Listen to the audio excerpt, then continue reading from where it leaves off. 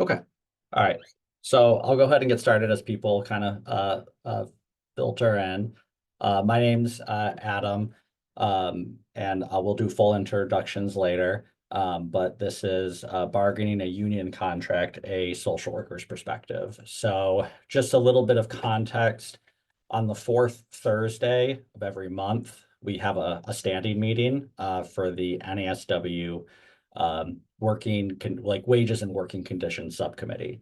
So every month we have this meeting. If you're interested, we'll put a link in the chat if you guys want to register for that. But basically, we try to find projects and work on stuff that helps improves social worker working conditions. And so today we arranged this training. It's worth a CE. It's going to be focused on union contracts. And so our objectives today are to recognize what is needed to be on a bargaining team, identify tips to if you are in that position, and understand the challenges of advocating and bargaining for social workers. And I'll just introduce myself a little further and then turn it over to our panelists. So again, I'm Adam Cecil. I'm the Region 10 NASW board member. So that's about 5 counties, including Washtenaw, where I live and work.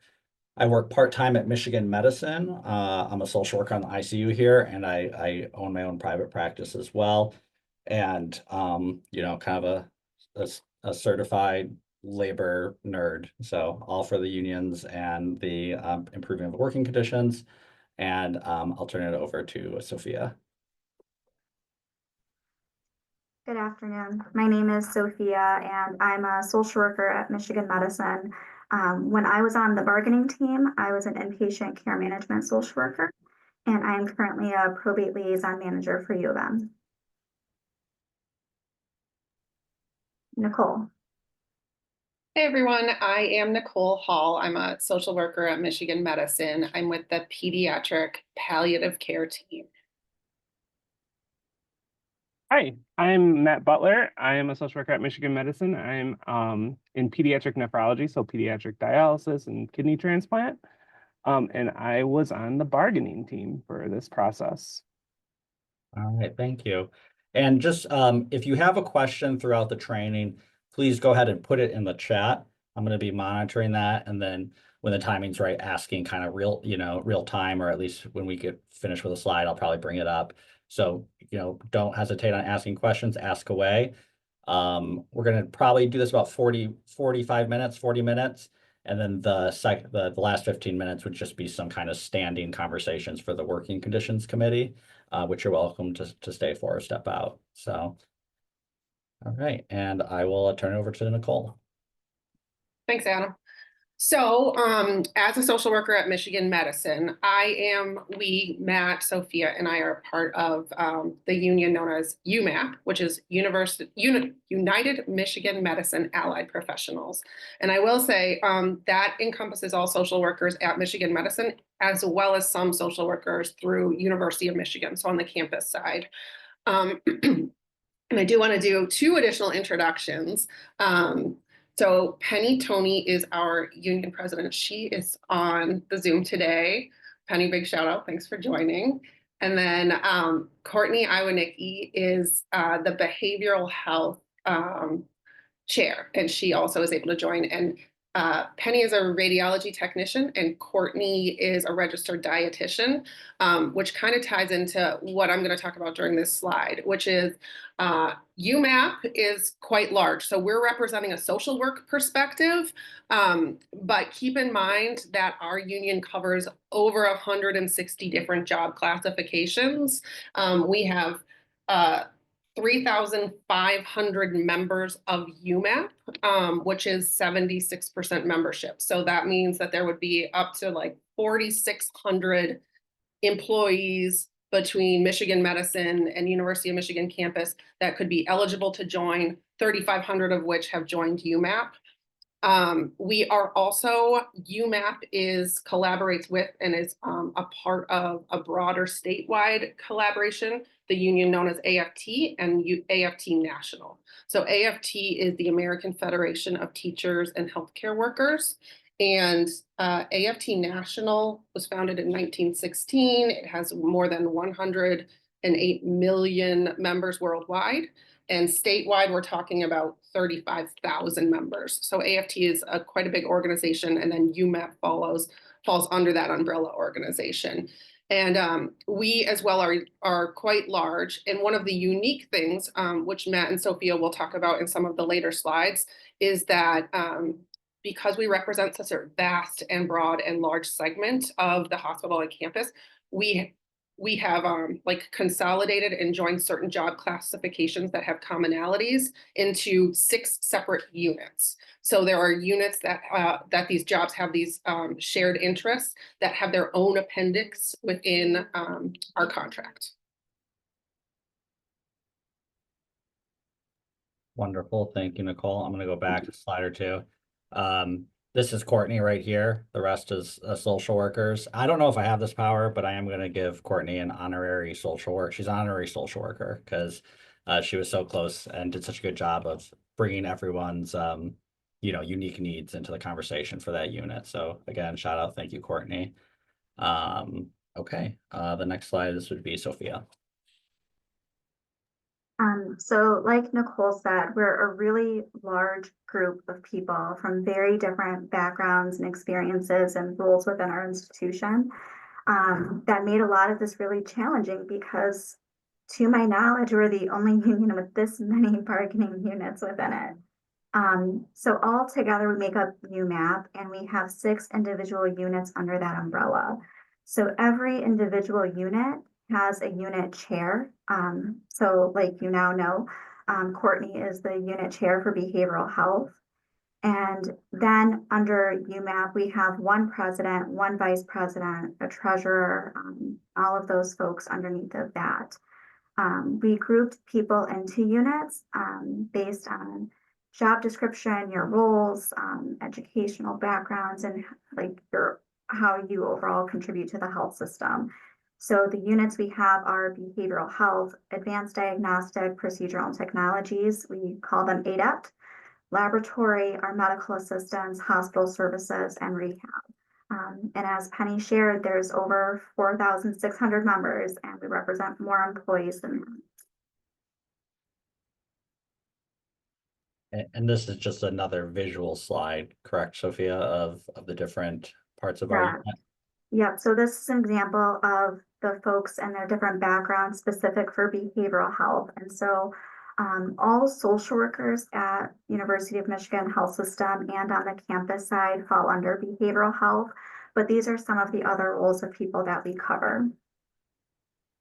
Great, thank you so much. Yeah. So I want to kind of talk about the timeline of events that kind of led us here. But one thing I do want to mention with I just want to give my impression of there being so many different job descriptions. Like when first this started, I was kind of like, oh, how are we going to represent everybody? Like social work needs aren't the same as like the chaplain needs at the University of Michigan.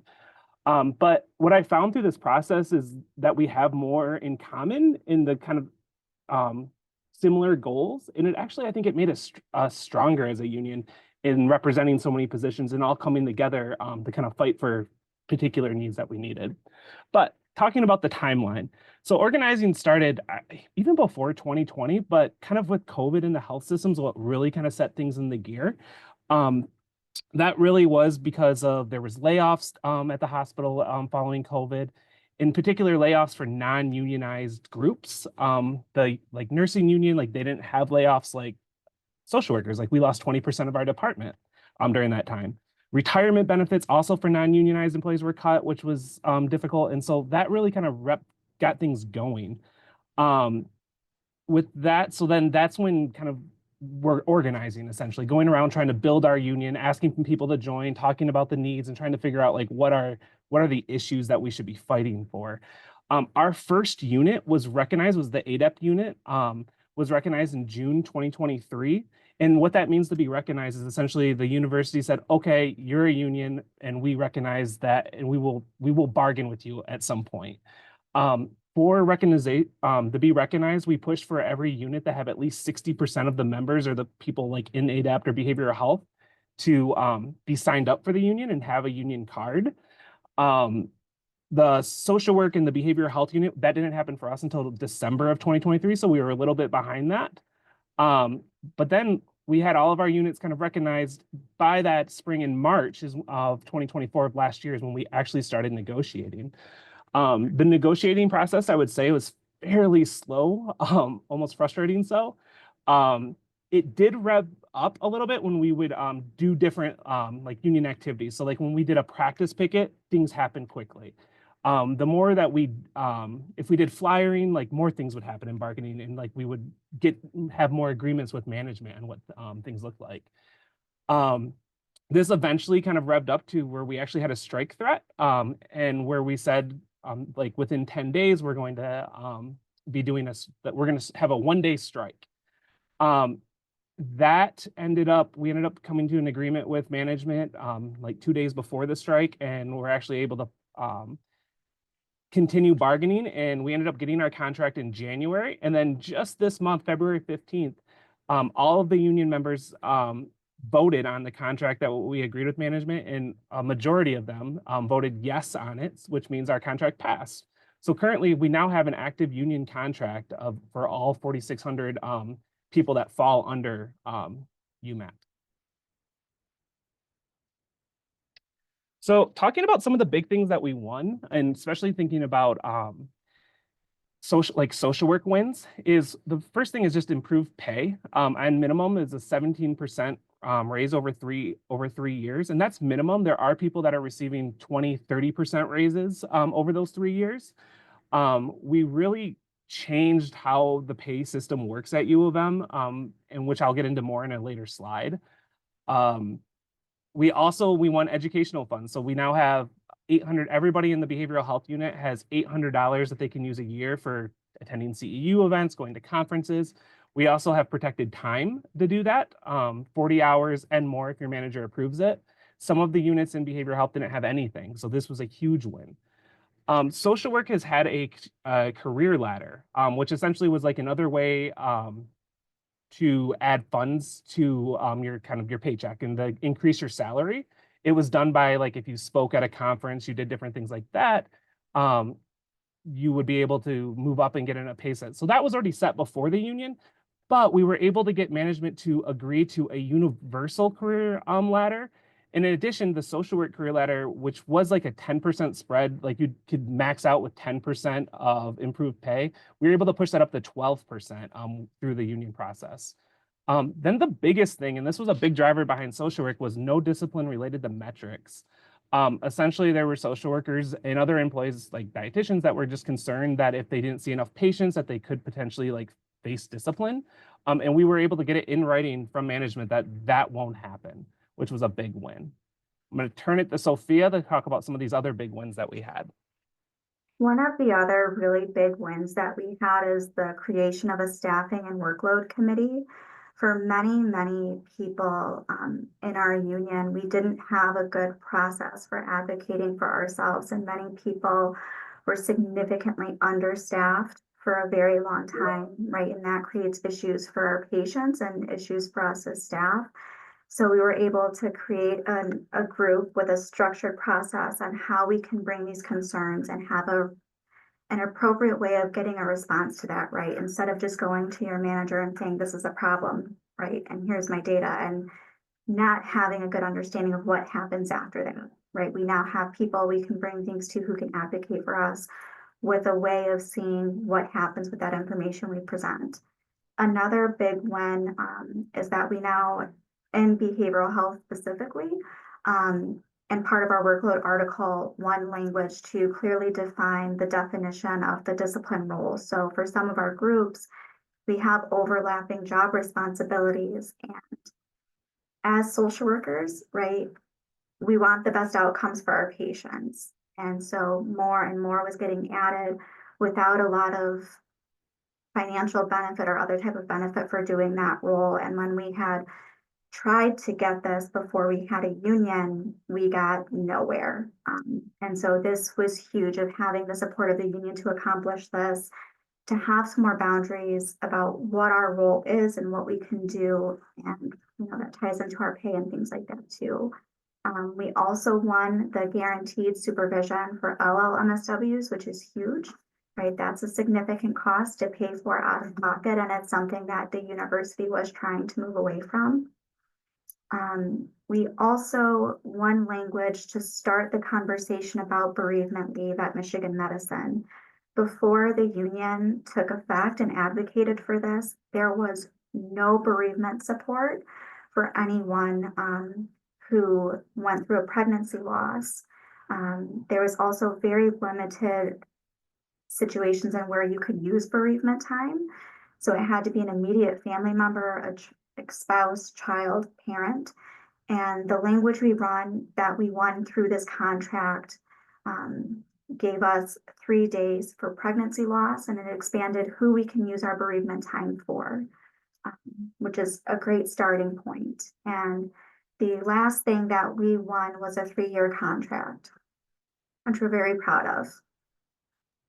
Yeah, absolutely. And I know that if anyone here is from Washtenaw CMH, their contract is every 10 years, right? And that just does such a disservice to timely negotiation of needs for sure. Matt? Yeah, so I'm going to talk a little bit about, I guess, what our pay system was. So prior to the union, how it worked was, so if I applied for U of M and I was going to get a position, there was like an HR team that would do some calculations and throw out a number to what your salary would be. What we did is we created these pay scales. So that are based off of years of service as a social worker. They go through 1 through 30. On this scale, I have it like 1 through 5, just so you can get an idea. And then what year 30 is, so like what the cap number is for those salaries. So a social worker today, a new hire, fresh out of school, if they were to start at Michigan Medicine, they would make $67,000. That's the starting pay. Next year, November 2025, a new grad, if they start at Michigan Medicine, they're going to make $69,841. And then the same thing for November 2026, it'd be $71,412. And then that second chart that I have down there where it says senior MSW, that is part of the career ladder where social workers can advance into like a whole another pay scale to also improve their pay. Most likely you're not going to be a new grad on that. So like a lot of people are jumping on that, and like step 10 or 10 years of service is when you would usually like kind of move over to that ladder. But it was another way to increase social work pay, so that we kind of had a big range of pay for employees at Michigan Medicine. So I do want to just point out what the social work starting pay was prior to the union, and was $59,721. But today, if someone was to get hired in, it would be that $67,000. And then by 2026, it would be the $71,000. And then a maximum, so they did something that a lot of this happened to in a lot of different areas where they would get redlined. So essentially they can't make more than $97,000. So every year when they would get a raise, they they were at that 97,000 already, they would just get a lump sum. So it would never like add on top of that. But we were able to move that number, and this is with like full completion of the career ladder, to 109,000 this year, and then up to 115,000 is what social workers make, which is, I think, is a huge deal, even for across the state, is setting these salaries and what social work's worth is for everyone. Yeah, absolutely. And if you're at an agency that you're advocating for better pay, I know one of the things HRs do is like a salary. They do research on salaries. So, hopefully with this out there too, it can help other agencies around Michigan advocate for better pay scales for sure. I did want to also say in that you might have saw in the chat, but Washtenaw CMH recently, in their recent negotiations, got it to every 3 years now. So they were able to negotiate that and change that from 10 to 3. So that's awesome. So we'll start off with some panel questions. This first one's for Nicole. And we touched on this a little bit, but if you can go into it a little bit more. But what were some of the issues that led to us forming a union, would you say? Yeah, like you said, we already touched on stuff. I think it will not be surprising to say that social workers were feeling quite burnt out and feeling really resigned in their positions. But I think there was a bit more to that. In like doing some of the surveys and meeting with different work groups amongst the social workers within the healthcare system and university, it was a lot of folks saying like, hey, I'm feeling really burnt out and I really want to provide better patient care. And there are systematic barriers that are not allowing me to do that. Like, not only when I'm this burnt out, I can't provide the patient care that I want, but when our staffing levels are so low, I can't provide the patient care I want. When I don't have the right training or credentialing, I can't provide the right staff care that I want. So we were finding these similar things of like moral injury, moral insult, being burnt out. And then for social workers in particular, metrics and like the health system's focus on bottom line sort of reached a height, like a tipping point. So like when in speaking with other social workers, we were hearing things about like, hey, there's like all these new protocolizations that are coming in. We're like spending so much time doing these paperwork, doing these surveys, doing all these like running metrics, filling our grid, reporting out how we're working. And it feels like it's taking away a lot of the clinical judgment that I can bring. And in doing so, I'm not able to establish the best relationships that I can with my patients or clients. And so that was sort of like one of like across the board what we were hearing from folks. Also in terms of like having less autonomy over their work, feeling frustrated that they didn't have a voice at the table, feeling like they were dissatisfied with, again, like outsiders coming in that weren't direct clinicians and providing input on how you could do your best work.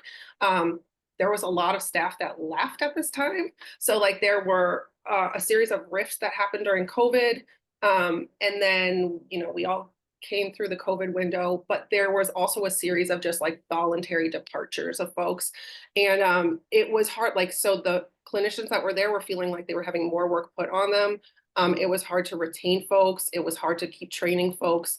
And it sort of like brought about these conversations about what could we do about this and how could we best escalate our voice to management. And meeting with other departments and other units within the healthcare system to say, like, what are you doing? Unionization was sort of like the talk of the town around the hospital. And then I'll also give the context of like, there's also like systematic things that helped promote like UMMAP moving forward and unions moving forward within the healthcare system. So I will say that like the Board of Regents, there's like several members of the board that were previously union members, right? So like Paul Brown, for instance, was a Leo lecturer. And so Michigan Medicine does have this neutrality policy, which does make it easier for unions to have their card checks done, right? So you need like a simple majority of support for unionization to get that 50+1. So there were also other things that existed that helped like all these things coalesce together. Yeah, absolutely. And I know I've got some friends here from St. Joe's. We did some organizing back there and at that hospital back in the day. And it's I can tell you it's much easier to organize when, you know, the board and people are at least neutral. They're anti-union for sure. Nicole, could you also just comment briefly about the metrics too, specifically is my understanding correct that those kind of came into town when that U of M partnered with like Blue Cross Blue Shield, or what can you say about that? Because the metrics didn't affect all social workers here. We have about 350, I believe, but a portion, correct? If you can speak a little bit about that as well. Yeah, I think that it's not surprised. So Blue Cross Blue Shield was one of the partnering agencies, but I think it's just like these collaborations that we're forming where outside institutes were coming in from other insurance companies as well, from other, like sending in folks to be like, we need more efficiency here. We want to track quantity of X, Y, or Z. And those folks that were coming in and sort of like driving what care should look like, it felt as if they didn't necessarily, we didn't have a voice to say, here's how we're already doing things. Here's how things have gone well for us. Here's what I think is really important to keep. Here's what's making my life less efficient. So like the clinicians, the frontline workers didn't have a voice in those conversations. Yeah. So I just wanted to, thanks for talking about that. Just wanted to highlight that for social workers across the board to be kind. aware of, right? Because as insurance agencies get more influence and, some, are kind of coming on the provider end, we might see more of this. And I know there are some social workers that said that because of the metrics, they couldn't spend adequate time with people in crisis because they were so focused on like getting to the next thing, right? Okay, I'll turn it over to Matt on the code of ethics. Yeah, so I mean, with this, thinking about like what the code of ethics is for social work and do no harm to your patients essentially. Um, you have to think about this, right? Because I mean, we were threatening a strike at one point. And when a strike happens, like I don't go into work, and I don't go into work, that means, discharges are going to be delayed from the hospital. That means there's transplant evaluations that might not be happening. There's ongoing counseling appointments that are being missed, which was a concern for a lot of social workers around here. But when you think about it, and when you think about those social workers that maybe were struggling with metrics, they're probably not doing the best level of care if they're worried about numbers and not patients. And also being a union that's supporting a lot of other units, like there were people within UMMAP that were making minimum wage and being supported off government assistance, which with an institution like this, I don't feel it was right. People should be making enough to live off of here at Michigan Medicine. So thinking of all those things, like I did think that patients were actually being harmed prior to this. And the only way to fix that was by threatening this. And then in addition to that, we also gave a 10-day warning saying that we were going to strike. We were only going to strike for one day. It was going to be planned out so management could make arrangements to lessen that harm on patients. And I mean, and where we are now, I mean, we did not end up striking. We were 2 days away from it. But where we are now, I do think patient care is improving because of the things that we won in our contract. Yeah, absolutely. Well said. And I do think that is important that we highlight the part of the code of ethics that, basically promotes that. And, I firmly believe that our working conditions directly impact the quality of services we offer. Third question, we'll turn it over to Sophia. Specifically, how did you do it? How did you form a union and get management to both recognize and bargain with you? So it takes a village of people, really dedicated people and people with a variety of different skill sets and talents. Nicole was one of the key organizing people. So you need people to be on the ground, and you're having a lot of one-to-one conversations and a lot of group conversations, and you're putting in a lot of unpaid time and hours and tons of meetings. And then you're also doing different types of activities, right? You hear the word agitate a lot. And that's part of how we got people involved and how we did get management to work with us over time, really at the bargaining table. There were a lot of points and times where things would just stall until we do something like an informational picket, right? It got a lot of attention and riled them up, and like we'd make a little bit of movement. And there had to be a strategic plan in place for how the organizing impacted things at the bargaining table. Nicole touched on how we got to the point of like getting the membership counts and the card check and things like that. And that's how we got them to the table to start. But it was a lot of meetings and conversations and talking through things with people. And Nicole and Matt probably have things to add. Yeah, so I think that Nicole's point, I guess, just that back on that question, was that we did have a little easier place to start from because of where the regions were, but that was still challenging because I mean, those are the regions that oversee everything. The management at U of M very much, they had their thoughts on things and we had our thoughts. So there was like the delaying tactics. And I think the big thing to kind of think about is just these things take time. I mean, it took time convincing people that a union was the best way to go about this and to address change. It took time with bargaining. I mean, it took a full year of things. So yeah, be patient with it. Yeah, absolutely. And one thing so if you're ever in a position where you're going to be on a bargaining team, I know here, I don't know if I think this is universal, but, when they signed up, they were allotted to basically, they were bargaining so many hours a week, right? Like U of M basically said you guys get how many days off a week to do bargaining? Was it one to start with? How did that work? It was one to start with, and then as things progressed, days started getting added to it.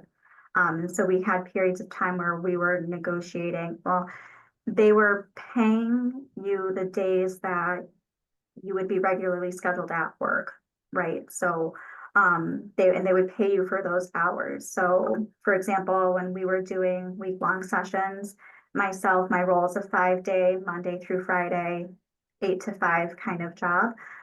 So I got paid for those hours, but there were days where that we were there for 10+ hours. So we were not paid extra or over that appointment. Right, yeah, and I know that even though you guys were paid for 8 hours, you'd be putting in 12-hour days. So you definitely, it definitely doesn't match. Nicole, we wanted to ask you, what was it like bargaining for so many different disciplines? And what would you say some of the strengths and challenges of that are? Sure. It was challenging. It was challenging for sure. I think it was challenging. I would find that some work groups were just harder to set up, build relationships with. And so it was harder to get your finger on the pulse of like, what matters most to you? What do you most want to keep in this contract? What are the things that are most important to change? So it took a lot of time and energy to like, who's your person? How can we best support this? Let's like bring you in. And that's because, again, it's like, we have a large quantity of folks. We have a large quantity of work groups over a variety of, social workers do a whole heck of a lot of stuff. So jobs can vary pretty significantly.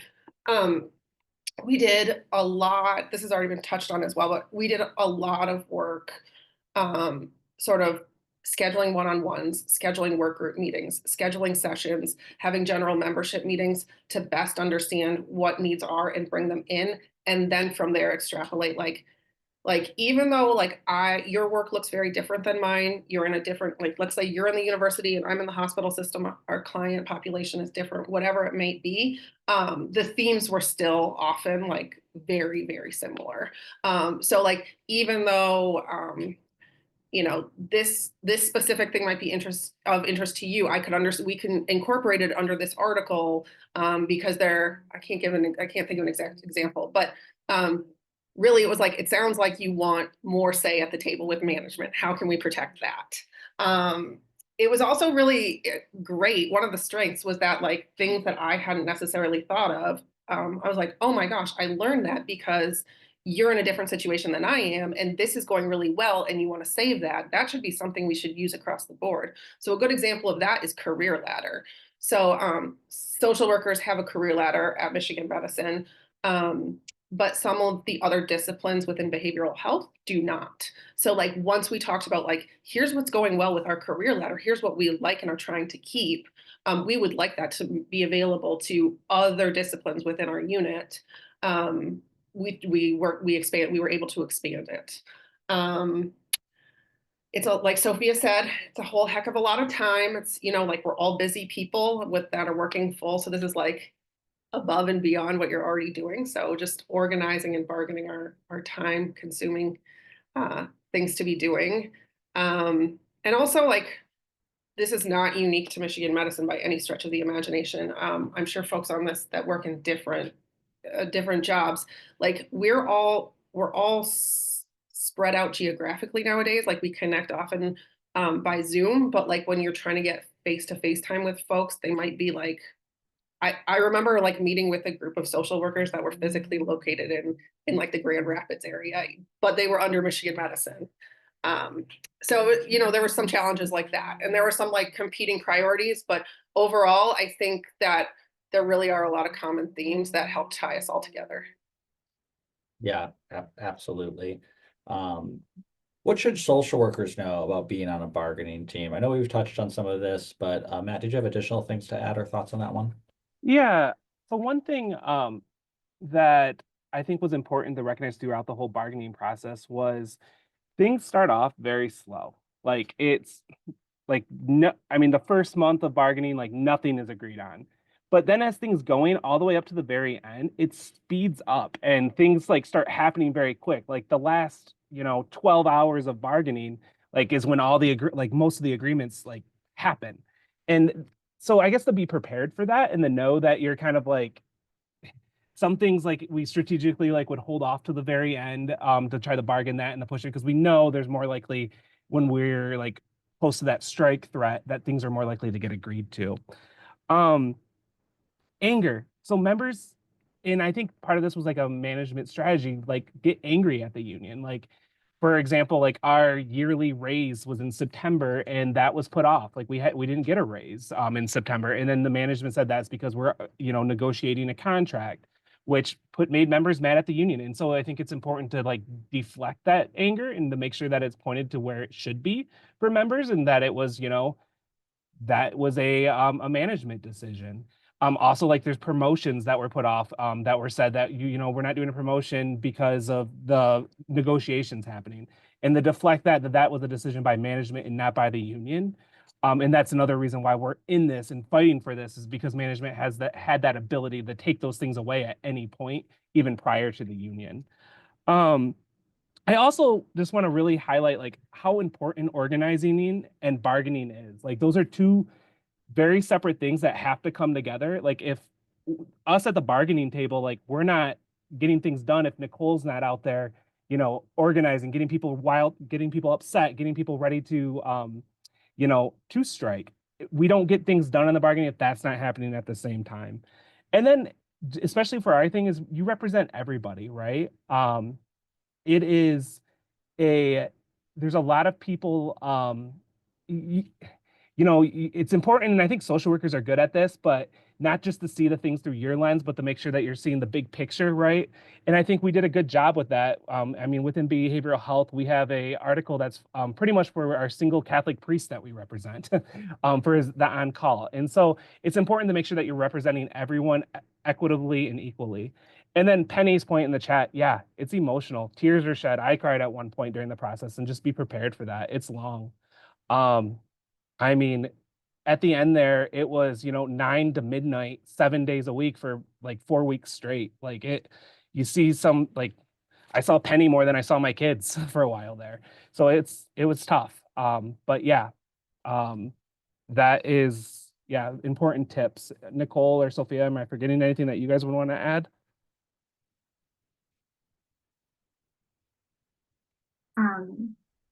I think, like, as Penny mentioned in the chat, like, it is a very emotional process. And so I think some of the most helpful things are learning. You end up meeting a whole variety of different people that you probably don't interact with on a day-to-day, who become really important people to you, right? Because they get it. Whereas like people at home or who aren't part of this process don't necessarily understand, right? Whereas like by the second week of missing my kid's bedtime every single night, like Nicole understood, right? And you could have that like shared experience, and it's important to have people that you can talk through why it's so frustrating sometimes, right? It's important to be really organized and to give yourself a lot of grace and a lot of patience.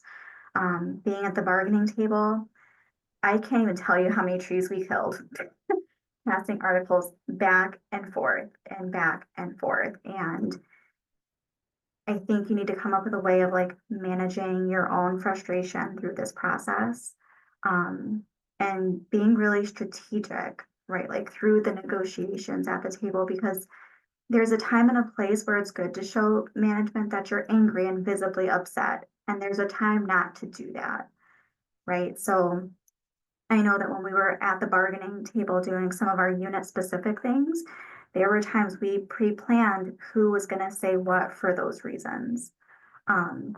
So give yourself a lot of time, give yourself a lot of grace, and build a support system within that team, are some of the things I would say. Yeah, absolutely. And then so if we feel like we've already answered the next two questions, we can move on. But I do think, there's the third question about what are some tips you have for bargaining. And if I recall, was this where we're going to discuss like actual advocacy tips for improving our outcomes? Is that right, Sophia? I think it's a little bit of both. Yeah. Right. In my personal opinion, the people at the bargaining table had to be pretty closely tied to those doing organizing work.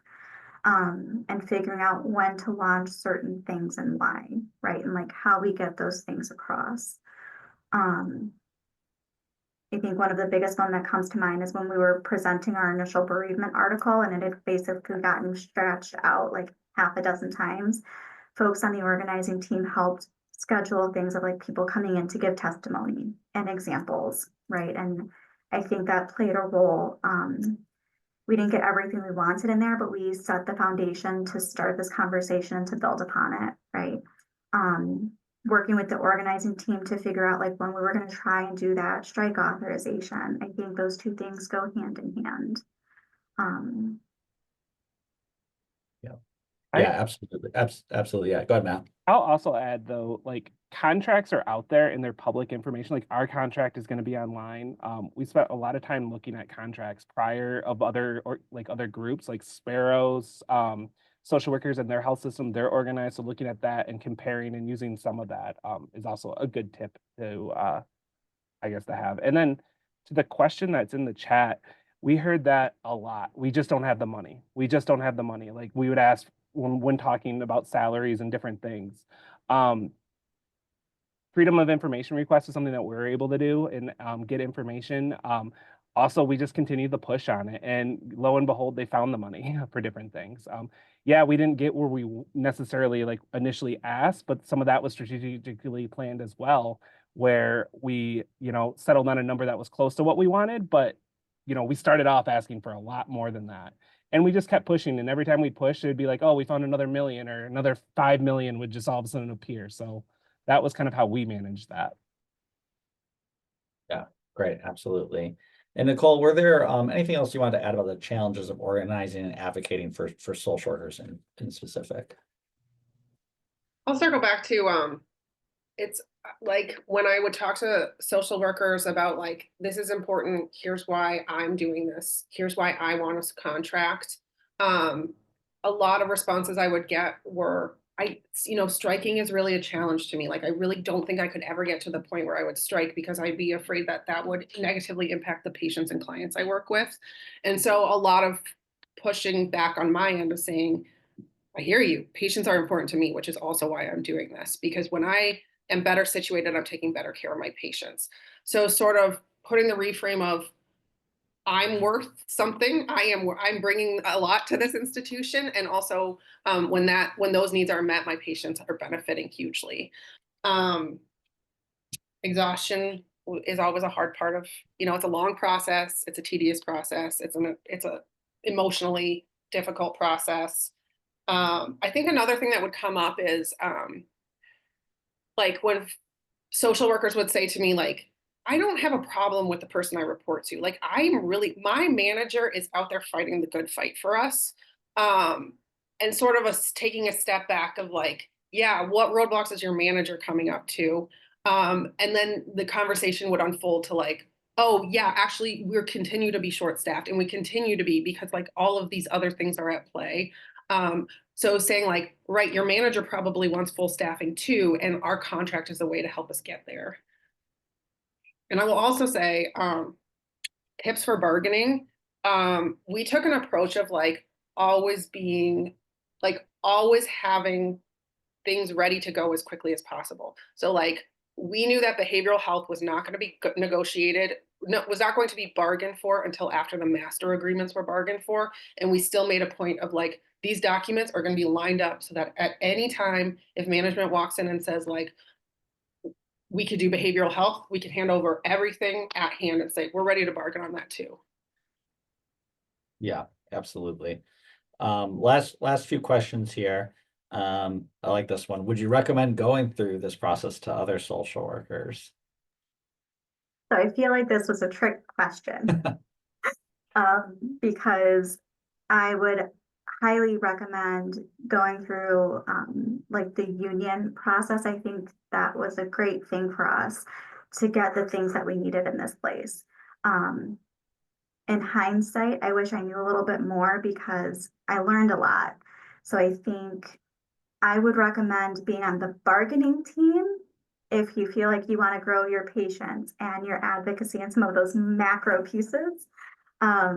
I wish I would have learned more about the other ways that you could be active in this process to do something. So I think if you have that capability or you're willing to put in the time and effort of patients to grow, then absolutely.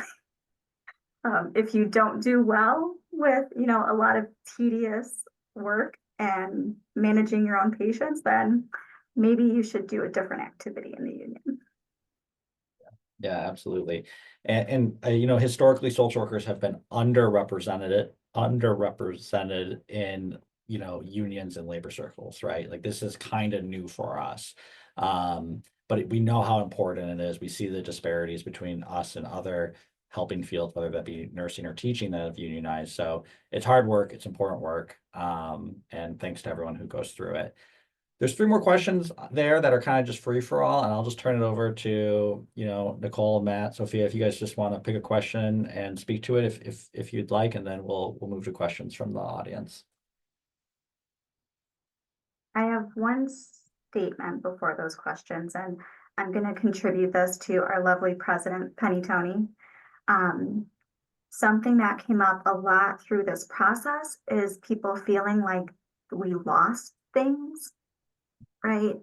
And it's a big reminder that we're not losing anything. Nothing is getting taken away from us. We're only getting things. And to remember, this is our first time doing it. So a lot of people would compare us to like the RNs, the registered nurses, for example. And they've been at this for, I think, 50 years, Nicole, right? So like, we didn't lose anything, just to put that out there. Yeah, well said. I remember too, Matt and I were talking that we'd like to see a minimum social work salary, an MSW salary of I think we were saying 75 or 70. We didn't get that, but we bumped it to 67, right? So sometimes when you advocate for something that you don't get, you process it like a loss, but really it's like, oh, you got 11 more grand, so yeah, it's how you think about it for sure. Other questions on here or comments about these questions? I'll answer just what are you the proudest about?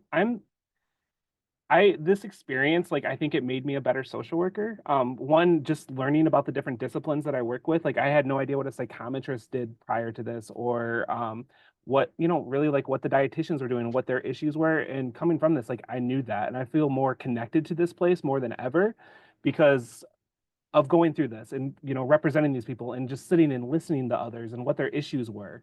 I'm proud how we all came together and, we really kind of put the greater good forward. And it was about that and making this better for everybody and not just a single person. Well said. I'll do what are you proudest about? I've had maybe a handful, a little bit less than a handful of colleagues that I've gotten to know who have said, hey, I really stood up for myself in this situation when I don't think I otherwise would have. Just seeing that is more common practice now, and also knowing that I have a union behind me. So that's always been, that's very a rewarding experience to see people say no, this is something that I am going to fight for myself. Absolutely. So this is just the part for additional questions. You can come off mute and ask them verbally if you'd like, or talk about your situation. I also wanted to see if Penny or Courtney wanted to say anything as well as they listen to some of that. I just wanted to say how extremely proud I am of all the social workers, especially that were on our bargaining team. They were an integral part of helping manage people's, like I said, this is highly emotional process, and they were integral in helping reframe conversations when it was getting heated, and just using their skills as social workers to bring the team back to what is important. With bargaining, you kind of get in this insulary thing where these issues, while they are super important, you kind of start to just focus in on this one thing that that management's not going to budge on. And it was nice to have our social workers there to kind of help bring us out of that insulary thing and say, look at the broader picture, we're doing something. So I'm just extremely proud of the whole work of UMAP, but especially our behavioral health team. They were such an integral part of getting this contract done. So I just wanted to say how proud I am of them, and I want them to get their kudos.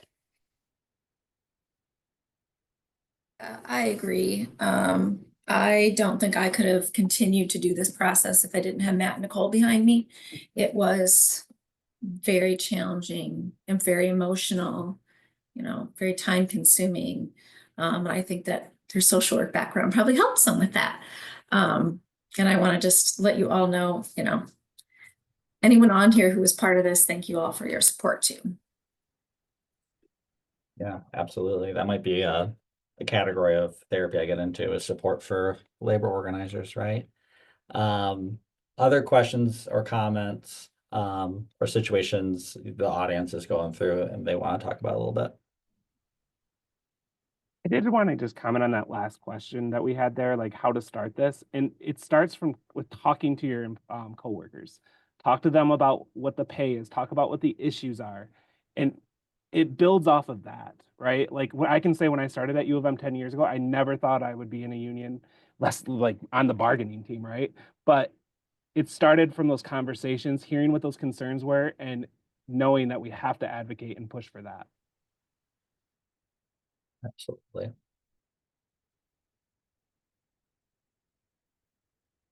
Okay, let's see, Jordan, thank you for putting, well, thank you to all our panelists. So appreciate everything you guys did and your presentation today.